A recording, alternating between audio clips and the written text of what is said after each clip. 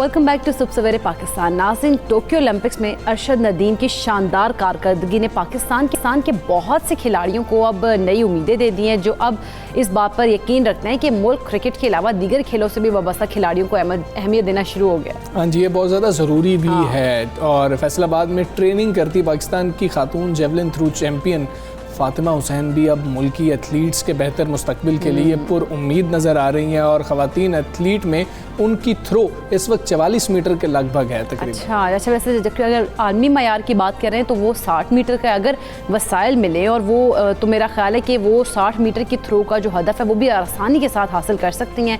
फ़ातिमा की नज़रें इस वक्त जो हैं वो इस्लामिक सॉलिडेरिटी गेम्स जो हैं उनकी तरफ हैं और उसके अलावा साउथ एशियन गेम्स की तैयारी पर भी मरकूज़ हैं। उन्होंने वहाँ पर नजर जमाने की और उनकी कोशिश है कि वो इन इवेंट्स में पाकिस्तान के लिए मेडल ज़रूर हासिल करें। फ़ातिमा ने नेशनल गेम्स 2019 में 49.93 के थ्रो से गोल्ड मेडल जीता भी था और वो कौमी सतह पर 2016 से नाकाबिले शिकस्त भी हैं। ज़बरदस्त। लेकिन उन्हें लगता है कि अभी भी बहुत कुछ करने की ज़रूरत है, और वो क्या कुछ करने की ज़रूरत है उन्हीं से जानेंगे। हमारे साथ मौजूद हैं जेवलिन थ्रो की चैंपियन फ़ातिमा हुसैन। अस्सलाम वालेकुम, गुड मॉर्निंग फ़ातिमा। सबसे पहले तो बताएं क्या कुछ करने की ज़रूरत है, और जिस तरह से बाकी जो प्लेयर्स की अगर बात करें तो अक्सर शिकवा करते दिखाई देते हैं कि पाकिस्तान में तो सिर्फ क्रिकेट को ही देखा जाता है, उसी को अहमियत दी जाती है और बाकी जो खेल हैं उनको अहमियत नहीं दी जाती। तो आप बताइएगा जेवलिन थ्रो के लिए क्या क्या सहूलियात हैं जो कि मुयस्सर हैं, और क्या आप उन तमाम जो फैसिलिटीज़ प्रोवाइड की जा रही हैं उनसे मुतमईन हैं? सबसे पहले तो वालेकुम सलाम। और जहाँ तक फैसिलिटीज़ की बात है तो वो आप सब जानते हैं, क्रिकेट के अलावा बाकी जो गेम्स हैं उनको उस तरह की फैसिलिटीज़ नहीं दी जाती जिस तरह की उनको इंटरनेशनल स्टैंडर्ड पे मीट करने के लिए उनको चाहिए होती हैं। तो हमारे पास एक तो वैसी फैसिलिटीज़ भी नहीं है, उस तरह के इक्विपमेंट भी नहीं है, और जो हमें शूज़ वगैरह चाहिए होते हैं वो भी नहीं है, और अच्छे लेवल के जो जेवलिन्स होते हैं जो इंटरनेशनल लेवल पे अभी चल रहे होते हैं वो भी हमारे पास अवेलेबल नहीं होते। हम ओल्ड जेवलिन्स के साथ ट्रेनिंग करते हैं जो टूट भी जाते हैं और उनका हमें रिपेयर करवा के दोबारा से फिर उनको रीयूज़ करना पड़ता है। अच्छा ठीक है, सहूलियात नहीं है। आप थोड़ा सा अपने बारे में हमें बताएं कि आप नेशनल चैम्पियन तो हैं, लेकिन अभी आपकी थ्रो क्या रेंज है उसकी, और इंटरनेशनली अगर देखा जाए अगर आपने कम्पीट करना है तो फिर क्या रेंज होनी चाहिए? जी, मैंने जो अभी 44 मीटर थ्रो की है नेशनल गेम्स में जो 2019 में हुई थी, लेकिन जो इंटरनेशनल स्टैंडर्ड है वो 60 मीटर के राउंड अबाउट है। अगर आप 60 मीटर करते हैं तो आप क्वालिफाई कर जाते हैं। तो इसके लिए तो बहुत ज़्यादा हमें फैसिलिटीज़ की ज़रूरत है और कैंपिंग की ज़रूरत है और लॉन्ग टर्म प्लान की ज़रूरत है, जिसके ज़रिए हम ये वाला डिस्टेंस जो अचीव कर सकते हैं। ये इम्पॉसिबल नहीं है, लेकिन अगर फैसिलिटीज़ वगैरह मिले तो ये डूएबल है। अच्छा, तो इसको इम्प्रूव करने के लिए जो आपकी थ्रो है 40 से 60 पे लेके जाने के लिए क्या कुछ करना होगा, और क्या आप एक्सपेक्ट करेंगे कि गवर्नमेंट क्या जो हमारे स्पोर्ट्स के अंदर जो काम कर रहे हैं वो इदारे काम करें और फिर जो है वो आपकी अपनी जो चीज़ें हैं इनको बेहतर कर सकें? जी बिल्कुल, जो स्पोर्ट्स के अदारे हैं वो कोशिश तो कर रहे हैं, लेकिन उस तरह की कोशिश उनकी तरफ से नहीं हो रही जो प्लेयर्स को जिनकी ज़रूरत है। क्योंकि बहुत सारे प्लेयर्स मेरे साथ भी हैं नेशनल लेवल पे, सिर्फ जेवलिन ही नहीं बाकी एथलेटिक्स में बहुत से इवेंट्स होते हैं, वो सारे लोग स्ट्रगल कर रहे हैं और सिर्फ एक उनके पास एक उम्मीद ही है कि आज नहीं तो कल पाकिस्तान में शायद हमें थोड़ी सी बात सुनी जाएगी, हमें सपोर्ट किया जाएगा। काफ़ी प्लेयर्स हैं जो अभी भी उम्मीद लगा के बैठे हुए हैं, तो उनको सपोर्ट की बहुत ज़्यादा ज़रूरत है। सबको सपोर्ट मिलनी चाहिए ताकि जो पाकिस्तान के नेशनल चैम्पियंस हैं वो इंटरनेशनल जाके वो वर्ल्ड चैंपियन भी बने और ओलंपिक चैंपियन भी बने। अच्छा ठीक है फातिमा, ये ट्रेनिंग कितनी मुश्किल होती है? हम लोग तो सिर्फ टीवी पे देखते हैं जिसने अच्छा परफॉर्म किया उसके लिए तालियां बजा देते हैं, लेकिन हमें ये नहीं पता होता कि मेहनत कितनी की जा रही है। आप हमें बताइएगा मेहनत कितनी करनी पड़ती है, इंजरीज़ का कितना खदशा होता है और इंजरीज़ कितनी हो रही होती हैं, ये सारा प्रोसेस जो है वो ज़रा हमारे साथ शेयर कीजिए। कितने घंटे आपको जो है ट्रेनिंग करनी पड़ती है? जी बिल्कुल, जो इंजरीज़ की बात है तो जैसे कि हमारे पास इतनी फैसिलिटीज़ नहीं होती कि हमारे साथ डॉक्टर जो है वो अटैच किए जाएं जो हर टाइम हमारे मतलब चेकअप करें हमें और हर ट्रेनिंग में हमें साथ दे। फिजियो भी हमारे पास अवेलेबल नहीं होते, तो उसकी वजह से जो पाकिस्तान के एथलीट्स हैं उनको इंजरीज़ बहुत ज़्यादा होती है और उनको रिकवर करते करते भी काफ़ी टाइम लग जाता है। और काफ़ी ज़्यादा प्लेयर्स तो इंजरीज़ की वजह से अपनी गेम को स्किप भी कर जाते हैं क्योंकि उनके पास ट्रीटमेंट के लिए कोई अच्छे वसाइल ही नहीं होते और उनको इस तरह की फैसिलिटीज़ दी ही नहीं जाती पाकिस्तान की तरफ से कि वो हर तरह की अपनी इंजरी से पाक गेम कर सकें। अच्छा फातिमा, अगर जेवलिन थ्रो की बात करें, हम ख़ास तौर पे आपसे पूछना चाहेंगे कि आपने इसी वाली गेम को क्यों चुना? क्योंकि आमतौर पर अगर बाकी पाकिस्तानी ख़वातीन को देखा जाए तो एथलेटिक्स की जानिब उनका रुझान ही बहुत कम होता है।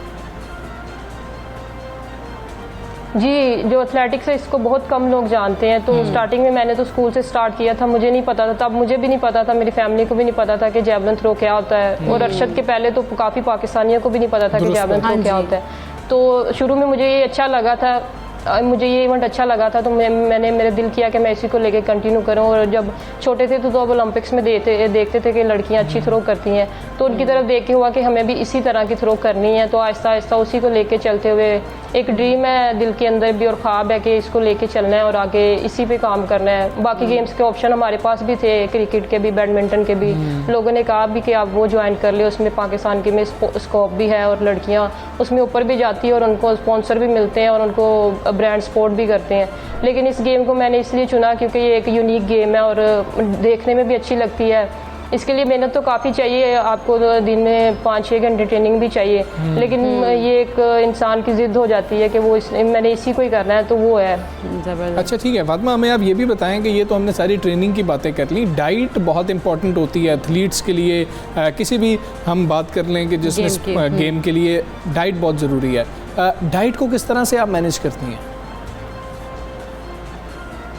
डाइट तो बहुत ज़्यादा ज़रूरी है। सबसे ज़्यादा अगर आपके पास ट्रेनिंग के अलावा जो चीज़ है वो सबसे ज़्यादा ज़रूरी डाइट ही है। प्लेयर्स को उस तरह की डाइट तो प्रोवाइड नहीं की जाती पाकिस्तान में। हम लोग जो है अपने तौर पे जितनी ज़्यादा हो सकती है कोशिश करते हैं कि हम अपनी जो है डाइट और कैलोरीज जो है वो पूरी रखें ताकि हम अच्छा परफॉर्म कर सकें। क्योंकि जब आप डाइट अपनी अच्छी नहीं रखते तो आपकी बॉडी में वीकनेस हो जाती है और वीकनेस की वजह से इंजरीज़ का खतरा जो बहुत ज़्यादा हो जाता है। अच्छा फातिमा, अगला टारगेट क्या है, क्या आपने सोचा है, कौन से मज़ीद मुकाबलों में आपने हिस्सा लेना है और उनकी तैयारी के हवाले से बताइएगा कि किस तरह की तैयारी कर रही हैं आप?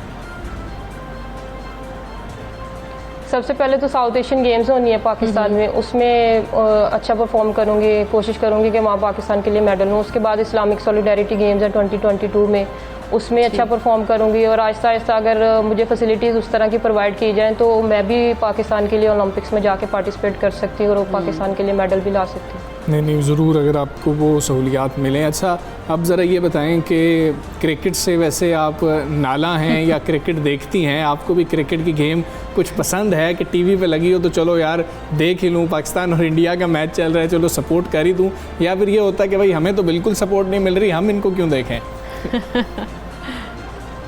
नहीं, ये बात नहीं है। क्रिकेट को बिल्कुल, क्रिकेट तो ऑब्वियसली हर पाकिस्तान के दिल का हिस्सा है कि वो उसको सपोर्ट करता है। जब पाकिस्तान की टीम कहीं भी खेल रही होती है तो पाकिस्तान के लिए हम चीयर करते हैं, लेकिन क्रिकेट के साथ साथ बाकी गेम्स को भी उतना ही सपोर्ट करना चाहिए। जिस तरह आपने देखा है कि अभी अरशद भाई ने जब ओलंपिक्स में जाके वो फाइनल में थे तो क्रिकेट वाला ही माहौल था, पूरे पाकिस्तान में स्क्रीनें लगी हुई थी, लोग देख रहे थे और चेयर अप भी कर रहे थे। तो अगर बाकी गेम्स को भी आप उतना ही सपोर्ट करेंगे तो आपको क्रिकेट से ज़्यादा मज़ा आएगा उनको देखने में। बिल्कुल ठीक है फातिमा, गुड लक और बहुत शुक्रिया, आप सबसे पाकिस्तान का हिस्सा बनी। और बिल्कुल ये शिकवा बिल्कुल दुरुस्त है कि बाकी गेम्स को वो सपोर्ट नहीं मिलती है और लोग तो जानते ही नहीं हैं। और ये बात भी ठीक है कि इस गेम का तो नाम ही पाकिस्तानियों को नहीं पता था और अभी पता लगा और हीरोज सामने आते हैं तो फिर खेल बेहतर होना भी शुरू हो जाते हैं। हम उम्मीद यही करते हैं कि अगले ओलंपिक्स के अंदर पाकिस्तान का जो दस्ता है वो इतना छोटा भी नहीं होगा और पाकिस्तान जो है, और दूसरा ये कि परफॉर्मेंस के हवाले से अगर बात करें तो हम उम्मीद करेंगे कि मेडल्स लेके आए। बेशक गोल्ड अगर नहीं लेके आते, सिल्वर ले लें, ब्रॉन्ज ले लें, मतलब कोई मेडल तो लेकर आए। 4 साल पहले ही इकरा ने कह दिया है कि जी कि नहीं मतलब हम गोल्ड लेके आएंगे, क्या हो गया? चले, उम्मीद पर दुनिया कायम है। चलो अभी मैं तुम्हें जड़ा वाला लेके चलता हूँ, वहाँ पे मिट्टी से बने खूबसूरत और दीदा ज़ेब बर्तन है, उनकी मांग में बहुत ज़्यादा इजाफा। अच्छा, दौरे जदीद में तैयार होने वाले कच्चे बर्तनों में अब भी हम देख रहे हैं कि जो है वो जिद्दत देखी जा रही है और इस बारे में खुसूसी रिपोर्ट तैयार की है रियासत अली ने। आप खाते हैं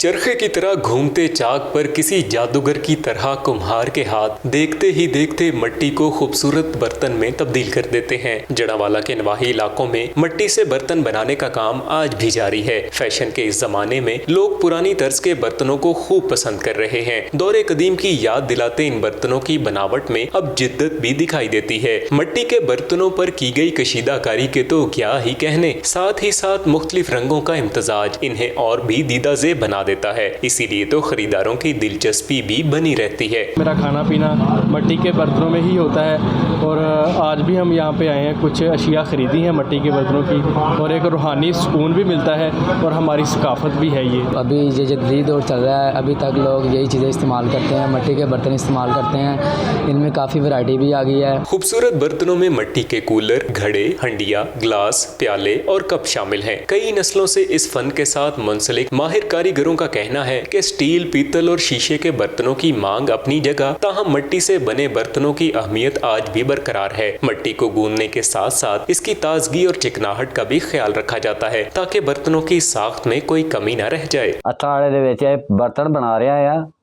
हांडियां, चाटियां, कनाड़ियां, घड़े, कुंडे, चप्पन जो भी आ असी सेल कर रहे हैं बाजारां दे विच भी ते दुकानां दे उत्ते भी। बर्तनों की तैयारी में रेत और दीगर फाजल मादों से पाक चीकी दरियाई मिट्टी इस्तेमाल की जाती है। कुम्हार बरादरी के अफराद का कहना है कि मिट्टी के बर्तन हमारी सकाफत का लाजमी जुज़्व हैं, लेकिन काम का मुस्तकबिल नजर न आने के बायस नौजवान नस्ल इससे दूर होती जा रही है। राना रियासत अली, 92 न्यूज़, जड़ामाला। ये आपने खुसूसी रिपोर्ट देखी है। बचपन में तो वैसे खास तौर पे लड़के नहीं, लेकिन लड़कियों को तो शौक भी बहुत होता है कि वैसे हमजा, मुझे अच्छी तरह याद है कि मुझे बहुत ज़्यादा शौक था मनी बॉक्स, और वो भी लकड़ी वाले भी होते थे, लेकिन मैं प्रेफर करती थी मट्टी वालों को, क्योंकि मट्टी वालों में से जो है ना उसको तोड़कर जब एंड पे पैसे निकालते तो वो बहुत मज़ा आता था। और ख़ास तौर पर जो अगर बर्तन देखे जाए तो मेरा ख्याल है कि बहुत सारे बच्चे जो हैं वो अब भी मट्टी के जो बर्तन है उसको खेलना उनसे बहुत ज़्यादा पसंद करते हैं और उनको शौक भी होता है। अच्छा, आपने मिट्टी का बर्तन हो, ग्लास हो, उसके अंदर आप पानी पिए ना तो क्या बात है, गड्ढे का पानी आपने पिया हो तो वो बड़ा एक अलग ही टेस्ट होता है, बड़ा मज़े का आपको जो है टेस्ट लग रहा होता है। और अब ये चीज़ें जो है मादूम होती जा रही हैं। हमसे मैंने एक और थोड़ा सा मैंने ट्रेंड चेंज होता देखा है कोविड की सूरत हाल में, जब का कोविड आया, क्योंकि बहुत सारे लोगों को गर्मी में खास तौर पर ठंडा पानी पीते थे, तो उन्होंने कहा इससे अवॉइड करना है, गला ना ख़राब हो जाए। तो उसमें मैंने बहुत सारे घरों में देखा, और बल्कि मैंने खुद भी ये प्रैक्टिस की कि घर में जो है वो मिट्टी का घड़ा या मिट्टी का जो कूलर है ना वो बहुत ज़्यादा इन है, तो वो मैंने ला के रख लिया कि ये भाई इसका पानी पी लेते हैं, बहुत ज़्यादा ठंडा भी नहीं होगा, गर्म भी नहीं होगा। तो यही जिद्दत की बात जो है ना हो रही थी इस मट्टी का कूलर जो है वो मट्टी के कूलर की तरह ये पानी का जो कूलर होता है उसकी क्या बात है जी, जिद्दत आती जा रही है। और पुरानी चीज़ें जब आपको नज़र आती हैं ना तो आपको वैसे ही अच्छा लगता है, जिनके साथ आपकी कुछ बचपन की यादें जुड़ी होती हैं। और अब हम बात करेंगे क्रिकेट के हवाले से। वेस्ट इंडीज़ के खिलाफ दूसरा टेस्ट तो जीत लिया पाकिस्तान ने, दिल खुश कर दिया, बिल्कुल दिल भी खुश कर दिया। और अब जब हमारे पास रैंकिंग्स सामने आई है नई, उसमें बड़ी बेहतरी आई है। फवाद आलम की बात करें, उनकी रैंकिंग के अंदर शाहीन शाह अफरीदी की बात करें, टॉप 10 में वो आ चुके हैं, 8वें नंबर पर हैं बॉलिंग में। और बात कर लीजिए बाबर आजम की तो वो भी एक दर्जे ऊपर गए। बिल्कुल, अगर हम देखें तो पहले हमारे पास बॉलर्स नहीं थे टॉप 10 में रैंकिंग में, लेकिन अब जो नई रैंकिंग आई है उसके अंदर फिर अब शाहीन शाह को मैं देखा है कि वो रैंकिंग में आ गए हैं, कि अच्छी बात है। हाँ, लंबी छलांग लगाई है वाकई में। और बॉलर्स की फहरिस्त में जिस तरह से हमजा ने कहा कि 8वें नंबर पर आ गए हैं, बहुत ज़बरदस्त बात है। और बाबर आजम की बात करें तो एक दर्जे बेहतरी के बाद अब 7वें नंबर पर वो भी बराजमान। और ऊपर अगर हम देखें ना, थोड़ा सा ऊपर चले जाएं, विराट कोहली है ऊपर और रोहित शर्मा है ऊपर, और कल वो कोई बेहतर परफॉर्म नहीं कर सके, और अगर दूसरी इनिंग्स में भी नहीं करते हैं तो अगले बुध तक मुझे लगता है कि ये शायद मैच खेले बगैर ही बाबर थोड़ा सा और ऊपर चले जाएंगे। अच्छा, और खैर एक जो ये तो अच्छी बातें हमने आपको बताई हैं, अजहर अली की बात कर लें, आबिद अली की बात कर लें, हसन अली की बात कर लें, अब्बास की बात कर लें, फ़हीम अशरफ की बात कर लें, यासिर शाह की बात कर लें, इन सारों की रैंकिंग में तनज़्ज़ुली देखने में आई है।